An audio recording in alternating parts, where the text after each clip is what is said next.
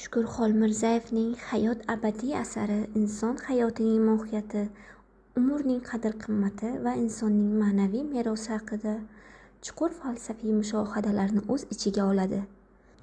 Asarda hayot va o'lim, insonning jamiyatdagi o'rni, avlodlar davomiyligi kabi masalalar badiiy obrazlar orqali yoritiladi. Asar markazida insonning yashashdan maqsadi, uning ortida qanday iz qoldirishi kerakligi haqidagi fikrlar turadi. Muallif qahramonlarning hayotiy tajribalari, ichki kechinmalari va o'y-xayollari orqali o'quvchini chuqur mushohadaga chorlaydi. Qahramonlar hayot sinovlari, yo'qotishlar va murakkab tanlovlar qarshisida o'zlarining insoniy fazilatlarini namoyon etadilar. Yozuvchi inson umrining qisqaligini ta'kidlar ekan, uning ma'naviy merosi, ezgu amallari va odamlar qalbida qoldirgan xotirasi abadiy yashashini ko'rsatadi.